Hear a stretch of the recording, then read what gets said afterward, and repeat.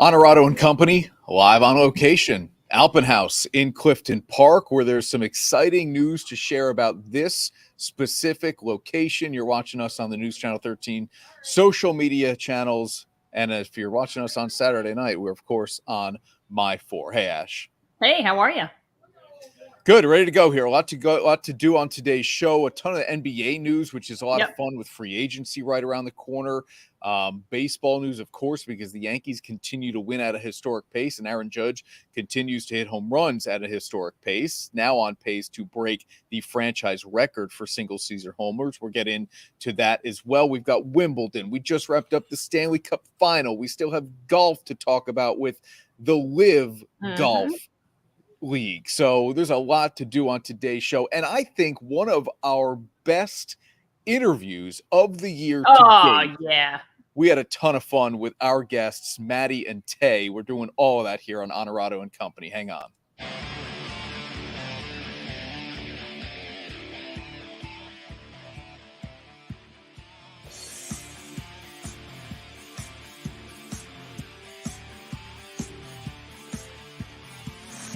This is Onorato Company, brought to you by Appliance.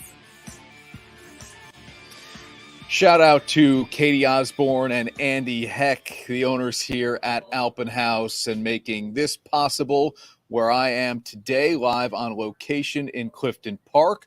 I'll give you all a little bit of a better look at what is behind me. I mean, I have absolutely everything you would possibly need for your 4th of July weekend. The patio furniture displayed right behind me. Anything you need to, obviously they'll do the pool for you, but that's a little short notice. Anything you need to clean the pool, to maintain the pool, to live around the pool, and that includes Weber grills. They've had the Big Green Egg here at the Clifton Park location. They've had Weber in Amsterdam, but now in Clifton Park, a full array of Weber grills, top of the line grills that you could want for any of your outdoor entertaining needs. Get them here at Alpenhaus in Clifton Park. If this is the location most convenient to you, it's right off Clifton Country Road, right off Exit 9, right off 146. If you're out in the Amsterdam area, you know where to find the Alpenhaus people. They are the best in the business at what they do. It looks like you've started your 4th of July early. Really? Because I'm hanging out by patio furniture? Yeah, this is the ideal setting to be the 4th of July, out by the pool. J-Man wants to know what's the Onorato discount. This would be my advice. Don't mention us at all, and they might take better care of you. That's what I would go with there. Maybe just mention Ashley's name, and you'll be all set. How's that? Because I don't necessarily say enough nice things about the Dallas Cowboys for Andy Heck's liking. Yeah. You're not getting any discounts with me either.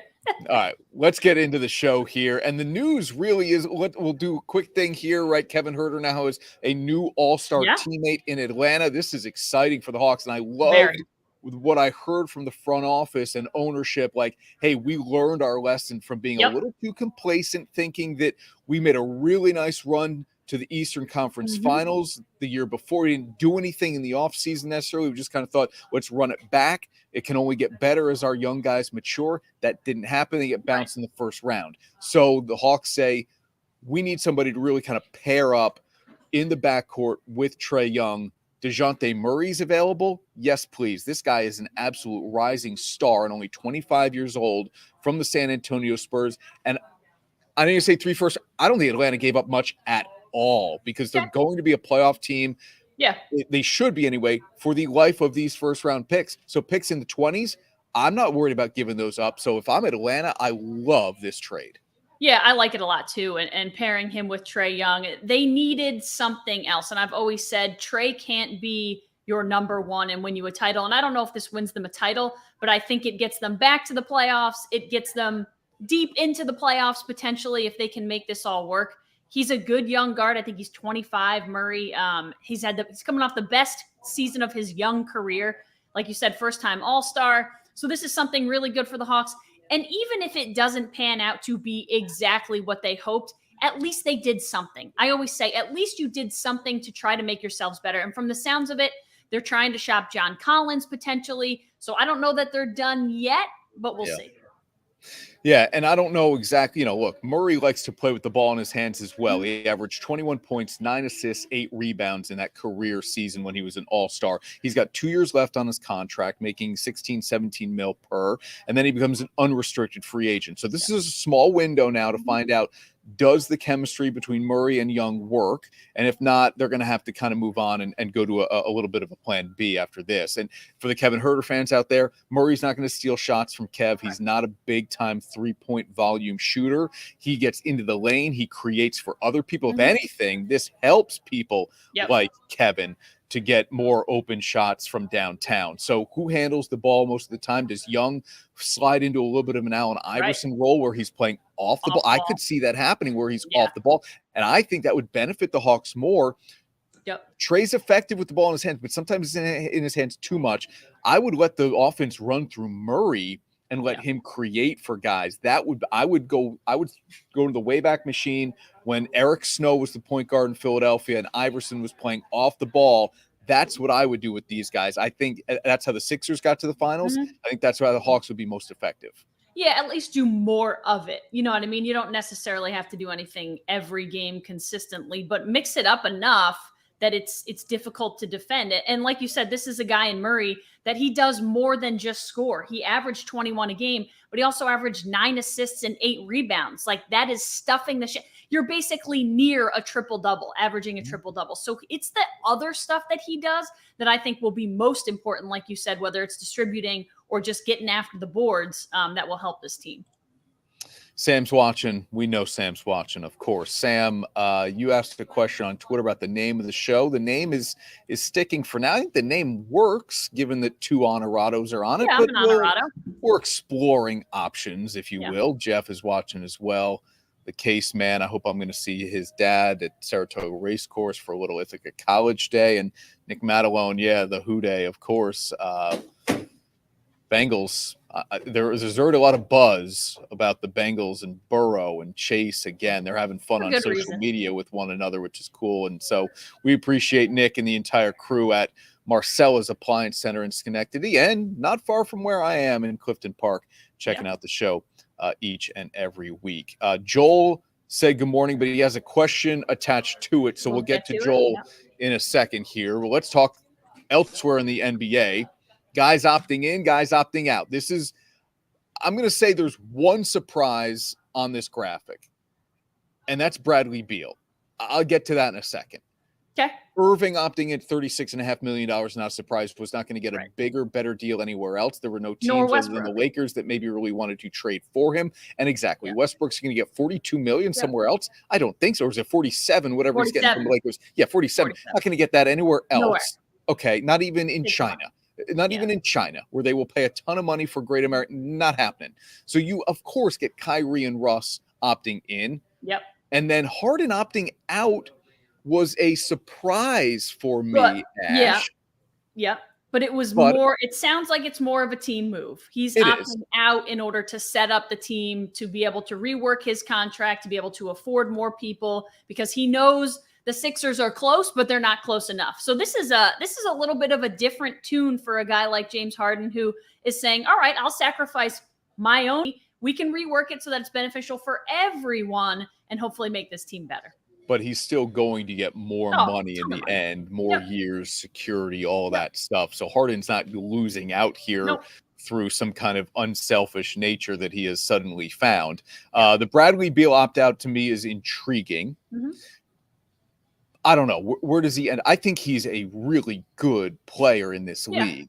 You haven't really gotten a chance to see a lot of that because of where he has been. Here's what I want from Bradley Beal. If winning is important, get out. Yeah. And I have nothing against the Washington franchise. I think they have drafted pretty well in the last few years. They have some young, exciting. But if winning is important, you can't sign the 6-year max deal there and then complain in 4 years, why aren't we winning? Right. It just hasn't worked out up until this point in Washington. I think he needs a change of scenery. Bradley Beal is a fantastic number 2. Yes. Oh yeah. Yeah, not a number one, though. That's my No. point. He is currently a number one in Washington. He needs to go somewhere where he can be a number two. A place like the Jazz is interesting to me if they can afford it, teaming him up with a guy like Donovan Mitchell. A place like Denver could be interesting to me. I think a move to the West, further West might benefit him. There are a few places I could see him going, but listen, the most interesting name, I think, of all of these is the one that's not on that key, and that's John Wall. To me, I know he hasn't played in a long time. Houston paid him a ton of money to get the heck out, and now he's going to go sign with the Clippers, and that's a team, if Kawhi is healthy, you've got Kawhi, Paul George, and John Wall. That, to me, is very interesting. Yeah, no, I don't disagree at all. That could be a lot of fun. Yeah. If Wall is 85% of what he used to be, that could become a lot of fun. I'm with you on Beal as a really strong number two. Denver had made some moves too. Monte Morris gone to try to create a little more flexibility that maybe they can add a player that, if Jamal Murray takes a little more time coming back, that they can kind of sustain some of that. All right, here's Joel's question. We'll get to it here in a second here, but Joel wants to know, are the Mets making a trade for starting pitcher before the deadline? Mets have dropped back-to-back games to the Astros. I'm sure there's a little bit of concern in New York about, hey, can we beat some of the good teams that are out there? We'll see. We'll explore that question in a moment, but hang on. We're coming back right after this on Onorato Company. Alpenhaus RV is celebrating 58 years of family fun and camping during our anniversary sale. Shop big anniversary savings on an even bigger selection of RVs. Choose from new 2022 Avenger travel trailers for $194 a month and new 2022 Colorado travel trailers for $228 a month. Plus, all 2020 and newer RVs come with our exclusive lifetime warranty. Proudly serving you since 1964 and generations to come. Don't miss our 58th anniversary sale at Alpenhaus RV. And now back to Onorato Company, brought to you by Appliance.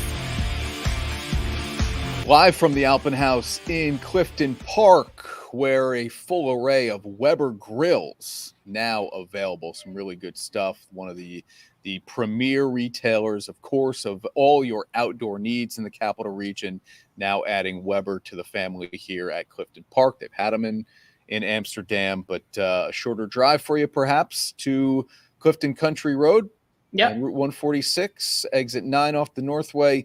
This is your spot to get all of your outdoor needs. All right, Ash, what do we think about Joel's question that we threw up right before the break? Are the Mets going to make a trade for a starting pitcher before the deadline? This, to me, I'm not going to laugh at you, Joel. We like you, Joel. You're going to get DeGrom and Scherzer back. My answer is no. DeGrom, I'm concerned. I'm a little concerned. He did take another step forward in his rehab. Scherzer's on the doorstep. Scherzer could make a start before the All-Star break if the Mets want him to. I don't think DeGrom could. You think he will? Okay, so you're essentially going to get two top-tier aces back at the All-Star break. Even if you only get one. It takes a little bit of pressure off guys like Carrasco and Walker, who have struggled the last few times out. I get it. But they have been good enough. Bassett has not been the same guy he was early on to start the season. But all of that, I think, it goes away. The contagion of good starting pitching will be felt when Scherzer and DeGrom are back in that rotation. I'm pumping the brakes on Mets fans freaking out or thinking they need to make a significant deadline deal move. I agree. If you get one of them back, which it would be Scherzer ahead of DeGrom, it sounds like. If you get a healthy Max Scherzer back, you will be good enough to hang on and survive whatever happens in the next few weeks until you can possibly get DeGrom back. Because we've seen, you talked about Taijuan Walker being maybe their next best pitcher, but we've seen glimpses of Bassett. We've seen glimpses of McGill. We've seen glimpses. They have all been at points throughout the season good enough. They haven't been just flatline bad. So the possibility is there. It's not like they're not talented enough to be a 3, 4, or 5 pitcher in that rotation. They are. So I think if you get a guy like Scherzer, there just becomes more flexibility. Maybe you don't have to start those guys every 5 days, every 4. So I think it just creates more flexibility. And I would not be worried as long as you get one of them back healthy soon. And Walker went toe-to-toe with Justin Verlander, too. Exactly. Like, that was a loss, but it was nothing he did. His offense didn't hit. Yeah, no, I'm Mets fans. I know the lead in the division is dwindling. Believe me, I'm watching that number closely for other reasons, but I think you guys are okay. Carol's watching. Of course, Carol's the watching. Astros, We know Carol would be here with us. The Astros are going to be a problem for a lot of teams. We saw it with the Yankees, then the Mets. They're going to be a problem for a lot of teams. Yeah, that lineup is really good. Nick has his questions about DeGrom. I do too. Yeah, they even gave him an extra M for kind of a I think is what that was with the DeGrom, and the extra M was a I don't know that he's going to be 100% at any point this season either. I've got my concerns too about him. All right, Ash, speaking of our guy Nick, and we do this couple times a month, I will give my MVP of the month, and you will give your MVP of the month. Sure. Get that guy queued up and ready to go. Hang on. It's time for the Marcella's Appliance Center MVP of the month. Shout out to the incredible team at Marcella's Appliance Center, where all of our appliances are from. Yes, in the they Onorato are. household. Great team over there. Our guy, Johnny Marcella, you already saw Nick Madelone is watching, and they watch closely in the Schenectady location. And Clifton Park is only growing. We are going to take you inside that location before too long as they renovate and they grow in Clifton Park. All right, Ash. So my MVP of the month last week, brought to you by Marcella's Appliance Center, was, of course, an easy one. I took the very easy road my first time out. That was Aaron Judge. Where are you going to wrap up the month of June? Mine feels pretty easy as well. I mean, I think it could have gone a few different ways, I think, from this specific team. But what Cale Makar has been able to do at his age, I mean, this is record-setting stuff. This is a guy, he's 23 years old. He just won a Stanley Cup. Oh, by the way, he won the Conn Smythe for the playoff MVP because he had 29 points in 20 Stanley Cup playoff games this season as a defenseman, which he won the Norris Trophy as the league's best defenseman. A few years ago, he also won the NHL's top rookie. And when he was in college, he won the Hobey Baker. This guy literally has every single award on the hockey planet, and he's 23 years old. That is why he's my MVP. He was the driving force behind the Colorado Avalanche's Stanley Cup victory first since 2001. They are back on the mountaintop, and this is a team that I'm convinced is a good goaltender away from being able to do this year after year because they're young and they're super talented. Yeah, Darcy Kemper is fine, but if they had a tier above him, they would far and away be the choice in Vegas to repeat and I'd feel comfortable here saying they're going to win 3 of the next 4. They would enter that kind of dynasty conversation. That's how good they are. It's how deep they are. It's how well they've developed young talent. It's how well they've drafted young talent, signed them out. I mean, they have so much speed. They have all of the intangibles and tangibles that you could possibly want to win in this league. I'm with you. A step up in goaltending would make it almost a slam dunk that they are going to get. But because they don't have that, I still look at a team like the Rangers. Like the Rangers going forward with Shesterkin, they're going to have as good an opportunity as really any team in the league because of the goaltending. And obviously, I'm not shorting them and what they're able to do offensively, but that is if I were a Rangers, that is what would make me feel good going into next season. Hey, look, we've got one of the best 3 goaltenders in all of hockey. I'm happy to start there and try to figure it out. Yeah, and that's why the Lightning has done what they have done in the past 3 years because of a guy like Andrei Vasilevsky, who's going to be a Hall of Famer. And I understand that they have the offensive weapons as well. But when you have the best goalie on the planet, it's almost like an immediate entrance back into a deep run in the playoffs. And that's what they did this year. It didn't work out for them, but they ran into a team that has a lot of young talent. And I just think Makar is the cornerstone. He is the guy that has made all of this go, and he's going to be there for a really long time. McKinnon is older, but not much. He's 29, I think. So those two guys, if they can keep this team together, Nazem Kadri, it's a formidable team, I think. And not to, I feel bad for, not making fun of Kemper, but kind of putting him in the back seat. If he can be your backup goalie, I think they're in good shape. I don't know if Nick was going for the play on words I'm reading here. Can't go wrong with the judge or maker. The judge or the maker, right? Yeah. Like the judge and the maker. Okay, Makar, we know. And Jeff Casey wants to point it out here too. Yes, Jeff does great work for new head coach. Yes, yep, the Adirondack Thunder, and they do have a new head coach in Glens Falls. And yeah, I don't know. Have you had a chance to talk with him yet since he's been named head coach? No, I right? Think when he comes back, he was away. So when he comes back, we're going to catch up with him. But yeah. Good. Okay. Hudson Park guy. Exactly, which is just awesome to see. Absolutely. All right, let's take another quick timeout here. We're back in 30 seconds on Onorato and Company. And when we come back, we've got the Popeyes Louisiana Fast Minute. Don't go anywhere. Fire, water, smoke, mold, and sewage cleanup. Reconstructing your home after a disaster can be both stressful and demanding. KPM Restoration will work quickly to restore your home. We'll help provide complete damage restoration to your property. My problem was that I was traveling. There was a leak in my basement. We called KPM. They came in at 9 o'clock at night and were there till 2 o'clock in the morning until the problem was solved. KPM Restoration. We'll get you back to normal.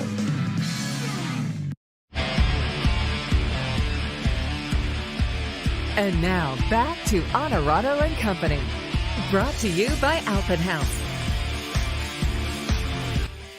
Speaking of KPM Restoration, hang with us all week long. Go back on the News Channel 13 Facebook, Twitter, or YouTube pages, and you can find our rapid reaction brought to you by KPM Restoration. Jamie Kennedy, great dude at KPM, and they will do exactly what they say in their spot, get you back to normal faster than anybody else. Fire, water, whatever damage you're experiencing at your home or your business, they will take care of you. They'll deal with the insurance headaches that tend to come along with a lot of that stuff. KPM Restoration should be your first and your only call. We did a little rapid reaction last week to the Yankees being no hit. Yep.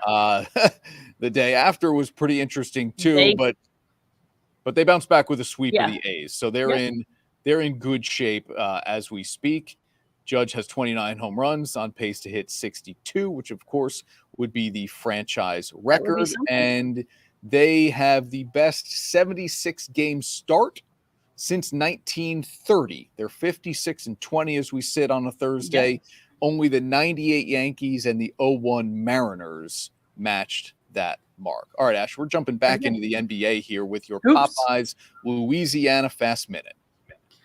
All right, I'm gonna coin a quote, or I'm gonna coin a word here, and it's called, I'm gonna use Knicksy. This is the NBA draft was the Knicks being Knicksy, and I feel bad for you if you are a Knicks fan, because this is just classic Knicks. They go in with the number 11 pick.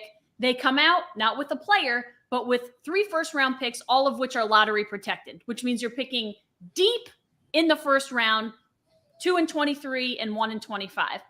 That's to clear cap space. They then trade Nerlens Noel and Alec Burks. Alec Burks was really good for them last year, and Nerlens Noel isn't so bad himself, to clear more cap space because they're going to go after Jalen Brunson. Jalen Brunson is a good player. He's a very good player, coming off one of his best seasons, a great playoff performance. They're going to throw so much money at this guy because they're going to treat him like a number one. They're going to give Jalen Brunson $110 million plus to be their number one guy. Guess what? Jalen Brunson is not a number one, but this is what the Knicks do. We will be having the same conversation in 5 more years. When this doesn't work out, the Knicks still haven't won, and they figure out, oh, Jalen Brunson isn't a number one. Yeah, you know what? I'm with you. We've seen them make other investments like this. Guys who are nice players, they're a 2 or a 3 at best. Jalen Brunson is a good player. Young player too, but he's a 2 or 3 at best. He's a 2 at absolute best. And we only saw that when Luka Doncic was out. injured. But I Yep. don't think through the entirety of an 82-game season, Jalen Brunson can be the focus of the other team's defensive strategy and still thrive in this. I just don't see it. And I get it. Maybe RJ Barrett is the one in New York. Maybe Barrett and Randall, and maybe there is enough in New York that we're discounting at this moment that Brunson still can't thrive. But Brunson, but that for kind of me, money is money. That's the thing. It's 1.5 money. Like, it's just too much money for a guy that's not going to be your overwhelming number one. Yeah. Okay. He might be one of 3 1.5s. Sam is calling for Jim Dolan's head, as many Knicks fans certainly do every single year. I get that. I do. I absolutely get that. Okay. So the Knicks being Knicksy. I like Knicksy. it. I like I'm gonna coin it. I'm gonna patent it. The Knicks being Knicksy. All right. Coming up in just a few minutes here on Onorato Company, we've got a lot going on today. We have an interview scheduled with Tracy McGrady later on today. That we will run back on next week's show. It'll be the first time you see it will be next week's show, talking with the Basketball Hall of Famer, Tracy McGrady. You know, we're not just like you say Tracy McGrady, people are like, wait, what? That Tracy McGrady? Yeah, that Tracy McGrady. Exactly. All right. So Ash is going to scoot out of here in a little bit, but before any of that happens, we do have our conversation with Maddie and Tae coming up, as they'll be in the Capital Region for Concert on the Course. And we've got a little more business to do here, because still golf is in the headlines with players defecting essentially from the PGA Tour to go to the Live Golf Tour. And here you go, Ash. Performance Industrial, dirty, difficult, done. You are up now. And now, dirty, difficult, and done. Presented by Performance Industrial. And a shout out to Bill Miller and his team at Performance Industrial, South Glens Falls, Albany locations. Dirty, difficult, done. There is no such thing for this group. There is nothing too dirty, nothing too difficult. They will get the job done, whatever you need. All right, Ash. So we just keep teeing me up here. I'm like, I got this soapbox that I just keep getting up on. I like it. My difficult, he's a little dirty too, because he just feels kind of dirty at this point. Ooh. So this is on multiple levels. Is Brooks Koepka, who just weeks ago said, quote, somebody will sell out and go for it, when referring to the Live Tour. You can't say that if 2 weeks later or 3 weeks later, it's going to be you. Somebody will sell out and go for it. Brooks Koepka has sold out and gone for it. He is going to play in the first Live tournament event in the United States, which is happening outside of Portland this weekend. Brooks Koepka will be part of it. And listen, I don't have a problem with you change. I sort of have a problem with you changing your mind so quickly. But when he's asked questions about it and becomes this crotchety, miserable man to reporters, then it becomes an issue for me. Reporters are asking him about his decision to change. And he said, listen, my opinion changed. And so they said, well, how did your opinion change? You just a few weeks ago said you weren't going to do it. And he's giving them a hard time about it. And just of course they're going to ask you about it. You flip-flopped so easily. You flip-flop 3 weeks later, you go from no way, not going to do it. It's people selling out to oh, yep, I'm in. And he talks about, I want to be healthy. I don't want to feel like I'm forced to play in these tournaments when I'm not ready. Nobody's making you play. If you say you're hurt, then you don't play. Go sit down. But through joining Live, he won't have to feel like he's playing as often as possible to get money. He's getting a lot of money up front.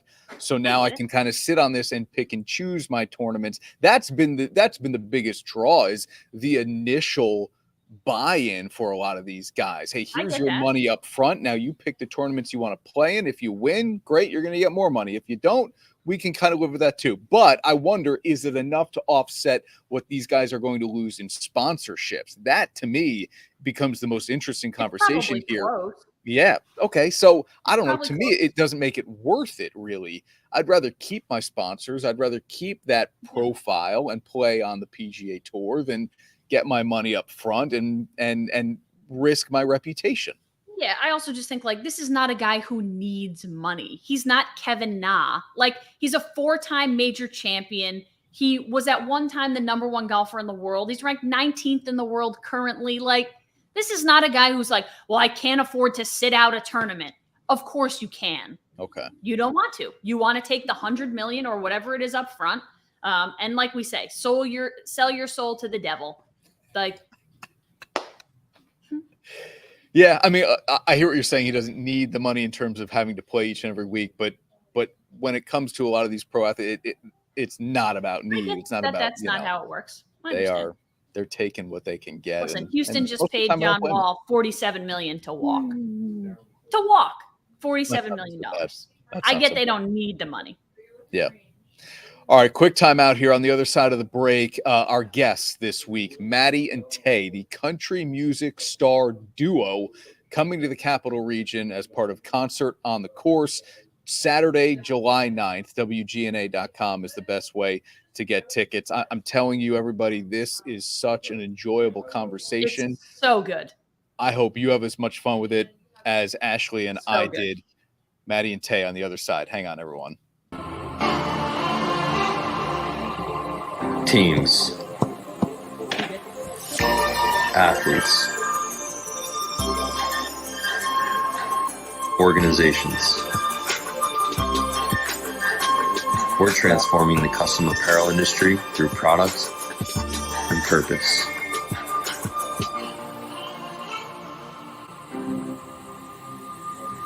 Claim your crown.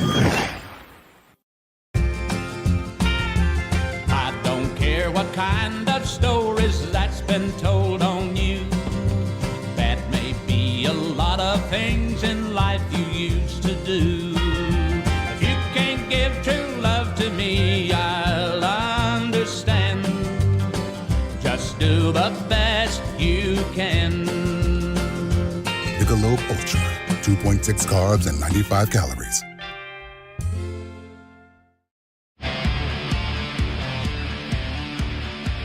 And now back to Onorato and Company, brought to you by Appliance. Welcome back to Onorato and Company. Chris Onorato, Ashley Miller, and Ash. Look at the two guests we've got here, a dynamic duo. Yeah, they're a much better duo than we are, and we can't sing, so they're going to have us beat in this department. Yeah, no, but I have been known to jam out pretty hard in the car to Friends Don't. I will admit to that here. And Maddie and Tae are coming to the Capital Region for Concert on the Course, which is July 9th, teaming up with Michael Ray, who we've had on the pod already to preview the concert. Ladies, it is so great to have you on the show. Thank you for doing this. Thank you. I'm excited. I might bring my golf clubs. Do it. We've never played a golf. All right, so we've played pretty much everywhere. Nashville street corner, grocery stores, barbecue joints. Zoos, lots of zoos. Zoos, but golf course. Yeah. So this is a first, Chris. I feel like we're important on the list. Albany should always be remembered because this will be the first time Maddie and Tae play a golf course. Yes. Yeah. Yeah. Hopefully they will let us get loud, even though golf courses are just, it's going to be, as long as they're cool with us, bumping. That's going to happen for sure. I have a weird question to start. Let's do it. When when you both have had major life events in the last few years, getting married, having a child now. Do you have to consult with one another, maybe even more so your significant other, in terms of how you plan these life events? Like, hey, we can't be on tour at this time because, or we're not going to be in the studio at this time because. I mean, if we don't necessarily consult in a way of like asking, we more so just like, okay, let's plan out how it's going to work. So example, when I got pregnant, we obviously thought, we are going to have a tour maybe leading up until March, April-ish, and then we break for a month or two. All that didn't go as planned, but we definitely try to schedule things out for Maddie and I, we found that what brings the most peace and joy is kind of letting our personal lives lead the charge, and the work and professional just falls into place after that. So we really try to put that as our top priority, and we communicate a lot about what that looks like. I was going to say, guys, it's so funny because when you look up, like you Google Maddie and Tae on the internet, one of the first things that comes up is like, are Maddie and Tae together? And so I know. like, it's such a weird question. It's funny though, because you guys are probably like sisters in a way, and you've spent so much time together, especially in maybe your younger years. Now that you're, growing up and you've created these separate lives, does it make you appreciate the together time and the time that you get recording and singing together even more than maybe you did before? Yeah, our time together is few and far between now, but we still make the most of it. So, I mean, yeah, because life just gets busy. We're like full-grown real adults with like just all of the adult things. Sometimes I'm like, why did I rush into this part of life? I don't know why. But we're very blessed, and we've both got really beautiful lives at home and a friendship together. So it, like Tae said, like our relationships are priority, and then all the other stuff, just falls into place naturally. But we do try to sneak away for like, I don't know, just a hang or like a meal or something. We'll try to get in a little bit of hang time when we can.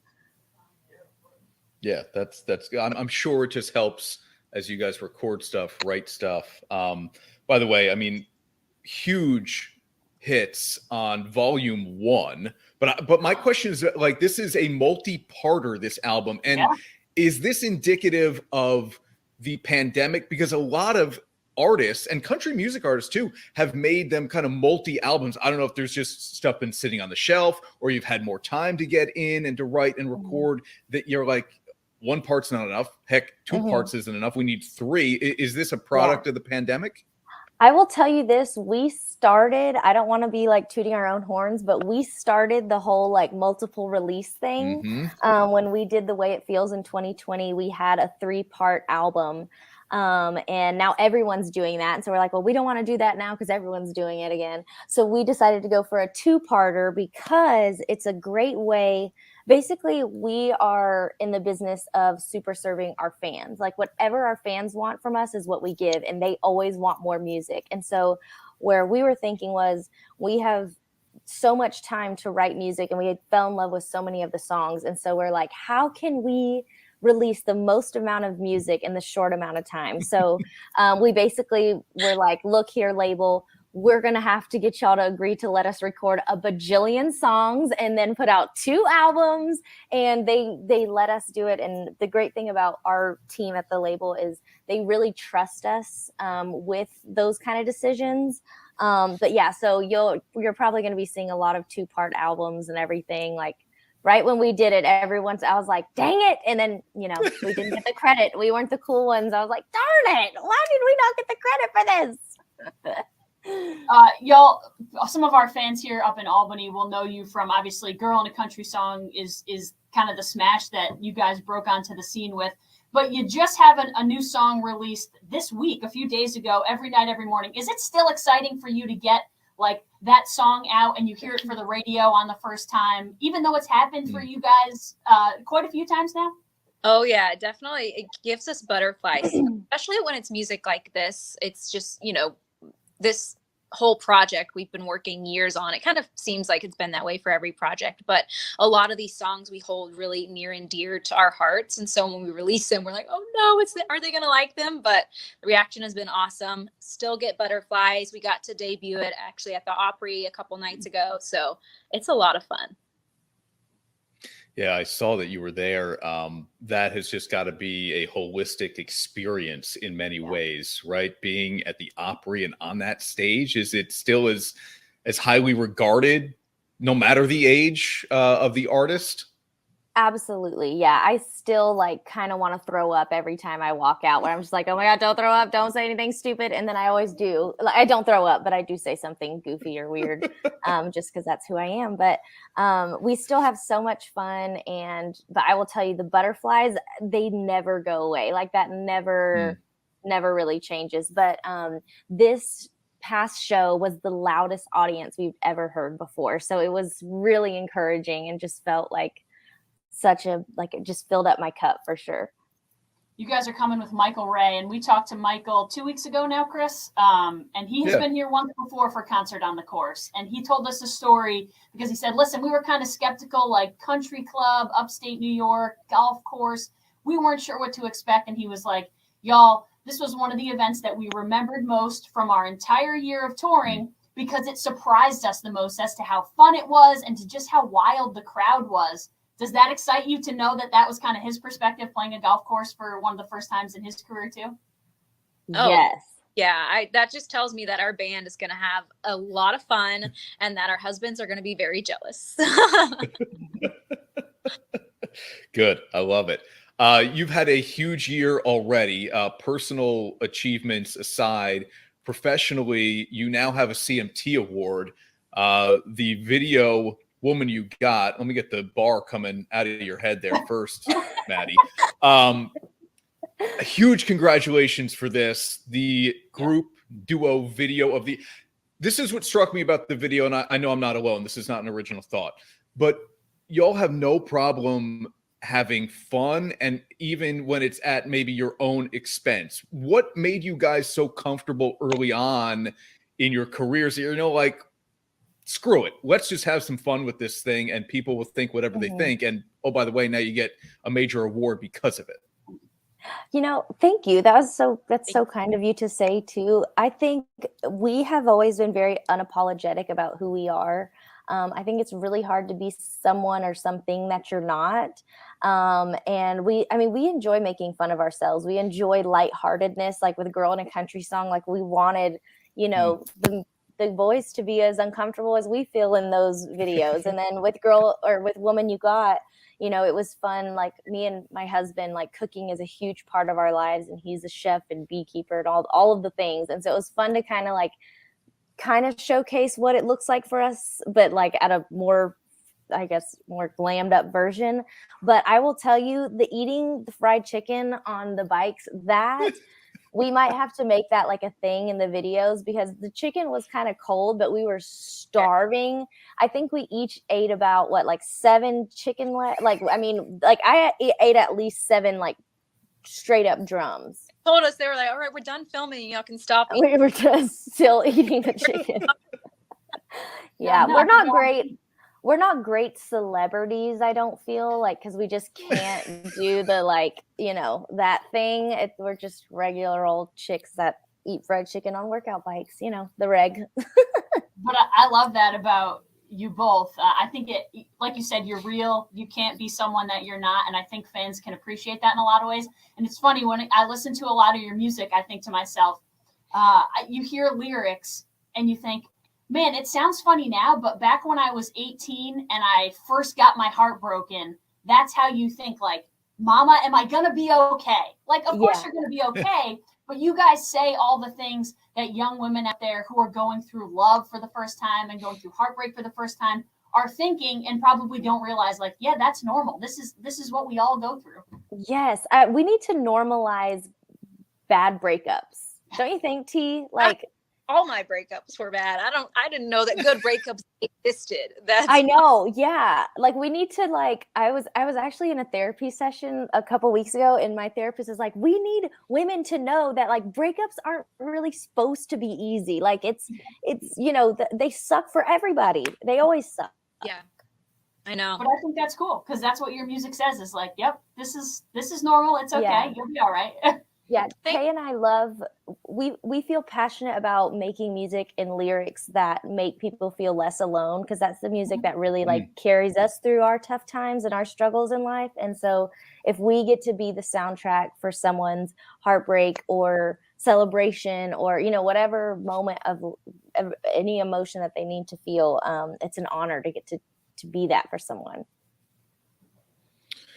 This is for each of you. Tae, if you want to start us, if you're not listening to country, what are you listening to? Well, currently I have the Disney piano track on replay. That's what my daughter likes to do, so it's driving me a little crazy at the moment. No, but I really we've been listening to the new Harry Styles record, and that's really good. Yeah. Yes. He can jam. Yeah. Oh, yeah. Maddie? I have a couple that might surprise you. I'm really into indie music. Me and my husband love a lot of indie artists. There's this guy, Still Woozy, who has like kind of funky, like it's kind of like psychedelic, weird, like it's really cool, very vibey. I love reggae music. I love Anderson .Paak and Bruno Mars. Love Nora Jones. I'm all over the place. That's a hard question because I listen to everything. Kendrick Lamar, like from Kendrick Lamar all the way to like Dolly Parton to, I mean, it's all over. I can't make up my mind on one genre. That's kind of how Chris and I are, though. We'll go like 90s hip hop one day, Bruno Mars the next, country the next. I'm a lifelong country fan. I grew up with like McGraw, Black Hawk was kind of like my first introduction, which is like real country. Chris is a little bit of the newer country music fan. He was kind of introduced to country when we started dating. But what were some of your inspirations? Who were the kind of first country artists that inspired you to say like, yeah, this is something that I want to do that I think I'm passionate about?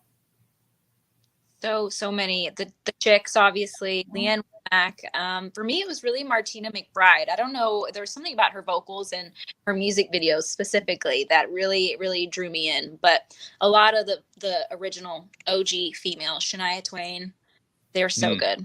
Mm-hmm. I love Shania. Yeah.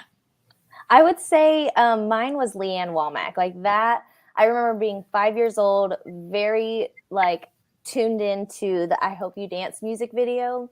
And that kind of just started my love for her. And I don't know if I looked at that video and thought that's what I want to do. I was a huge Britney Spears person too. So it was like all of Run DMC, Shania Twain, Britney. I mean, like so many things. But Leanne Womack was like the person that I wanted to be. And I still want to be her when I grow up. That hasn't really changed. So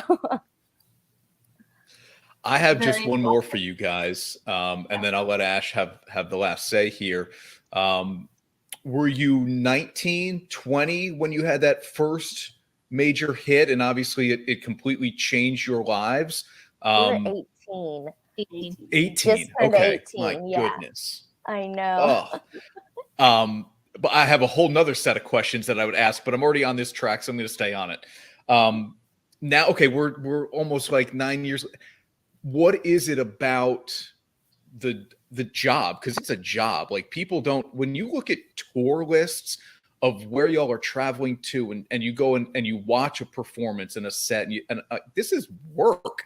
What is it about the whole process, writing, recording, going on tour, all of it that just keeps you going where you're not like a superstar athlete who burned out at one point? Wow. I love that question. T, you go first.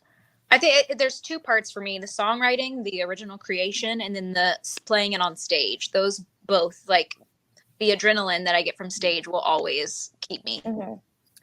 Yeah, Tay and I were saying like it's been hard adjusting to tour life from being, home for so long while T was on maternity leave and kind of prepping for all this. And we were talking and I'm like, before the show is kind of the hard part because things go wrong and stuff's broken and maybe the bus breaks down, all this, it's just pure chaos most of the time before a show.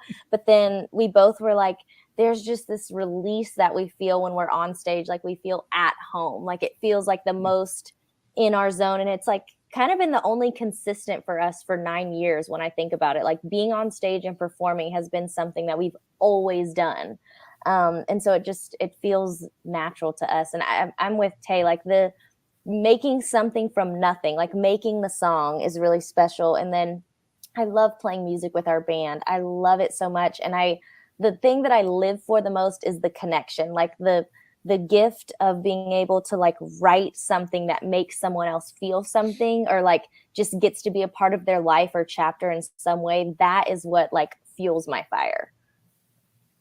I was going to say their job feels a lot less like work than our job. Like there's a lot more fun happening on stage. And I get it. It's a lot of work. I don't want to belittle what you do, but like, y'all get to have a lot of fun. We do. Pretty often, which is kind of like the payoff, I guess. You spend all that time writing and all that time in the studio. And then when you finally get out on tour, that's like the release when you can just enjoy it. And like hearing people sing your music back to you, like that has to be just kind of next level. Yeah.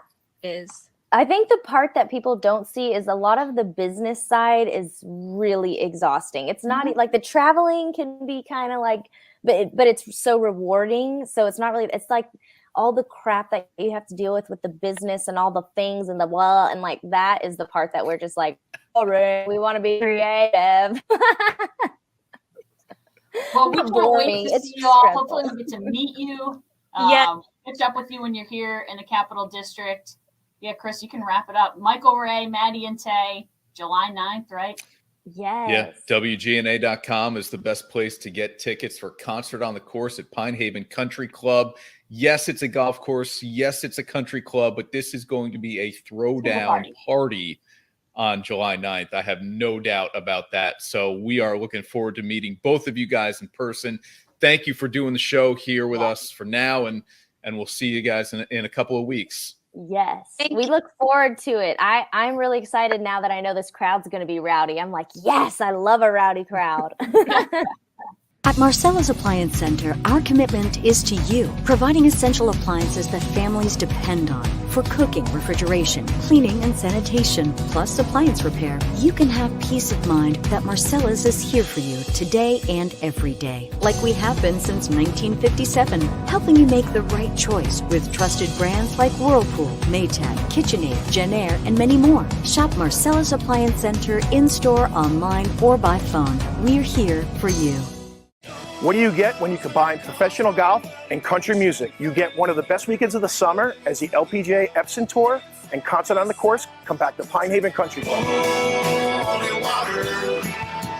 may not be teeing it off before the concert, but we'll have our cowboy boots on and we'll be dancing all night. To Michael Ray and Maddie Tae at GNA's Concert on the Course, Saturday, July 9th at 7:30 p.m. We hope to see y'all there.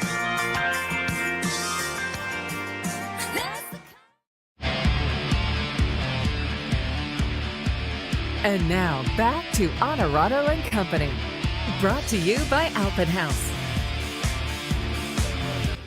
And back live now at Appliance in Clifton Park, right off exit 9 of the Northway, 146 Clifton Country Road. And the big news, just in time for that 4th of July weekend, just in time for the real start of summer as school is now out in the capital region, a full array of Weber grills right here. Appliance has had it in Amsterdam, but now introducing it here at its Clifton Park location. So in addition to the Big Green Egg, the Weber grill as well. Top of the line for whatever you need, your outdoor entertaining needs. You see the patio furniture behind me. You need a way to keep your pool clean. You need a way to entertain around your pool, patio, deck, whatever it is. Appliance has all of your outdoor needs. And if you're thinking about doing a pool in the future, get on their list now. It is never too soon the way they are booking up in terms of doing pool installation. So contact our people at Appliance here. Andy Heck and Katie Osborne are the absolute best, the owners here at Appliance. Get in touch with their team, and they'll get you on the books for whatever you're thinking in terms of a pool in the future. All right, we already did it with Ashley here on today's show. We've got a couple of segments called Dirty Difficult Done. We've got the Popeyes Louisiana Fast Minute as well. So before we wrap up the show, I'll give you my thoughts in both of those segments. I'm going on the clock here with the Popeyes Louisiana Fast Minute, and my thought here today takes me to Serena Williams. 23 Grand Slam titles. She won 7 of them at Wimbledon. Her return to the All England club did not go as she would have liked. First round and bounce. This was her first singles match in 364 days, basically a full year, obviously. She injured her hamstring at Wimbledon last year, couldn't continue, had to retire. She comes back at age 40, looking to compete again to try to get to 24, which is the sought-after number in women's tennis when we talk about somebody like Margaret Court. Can she get to 24? I used to ask this about Tiger Woods, and I thought, if you said to me he stays at 14 or he gets to Jack, I'd say he stays at 14. Or I'd say he never wins another one or he gets one more. Where do you have to put your money? I used to say he never gets another one, but we saw him get one more. So my thought on Serena Williams, despite now being 40 years old, I still think as long as she wants to compete and play, she'll pick her spots. Like, I think we might see her at the U.S. Open. She's not going to play the full calendar of events the way she used to. I don't even think she plays all 4 Grand Slams every year. I think she decides 1 or 2 a year for the next couple of years. I think she finds a way to get one. I don't know. She's just too darn good, too darn competitive. Something tells me she finds a way to get one more. I'm hoping she does. I'm a fan of just witnessing history in sports. And so I'm hoping that we see her achieve that number 24 in terms of the Grand Slam, because that would be historic, as many of you know. Sam says it was painful to watch her play the other day. Well, she went 6-1 in the second set. She cruised. And then a match that lasted 3+ hours, a match that had a third set that went to a tiebreak. Tough. Sam says she's done. I said that about Tiger too. I said the guys are too young. They're out driving him by too much. He's not going to find a way to win. But what tournament does he win? The Masters, maybe the one he knows best. So I'm going to give Serena a shot at Wimbledon and the U.S. Open. Those are the 2. I don't think she plays the French anymore because of the surface as much as she loves Paris. I'm giving her Wimbledon and the U.S. Open as opportunities to potentially win one more. I'm rooting for her, that's for sure. All right, now on to Dirty Difficult Done. And now, Dirty, Difficult, and Done. Presented by Performance Industrial. Performance Industrial, there is no job too big for that crew that Bill Miller heads up, and what a guy he is. I mean, philanthropic in terms of the American Cancer Society, Saratoga Bridges. I'll be with him on Saturday, July 16th is the white party for Saratoga Bridges. Can't wait to see Bill in a couple of weeks as we get into track season, get into that golfing league that he has traveling the capital region, and into the white party for Saratoga Bridges. If you don't know about Saratoga Bridges, I would encourage you to check them out. I'll be emceeing their white party event on Saturday, July 16th. There are still some tickets available, so I would say act pretty quickly on that if you're interested. I hope you are. Here's my Dirty Difficult Done. I am done. I am so done with combined no-hitters. I don't want these counting in history as a no-hitter. I don't want franchises saying, hey, like the Mets, we've got 2 no-hitters in our franchise history.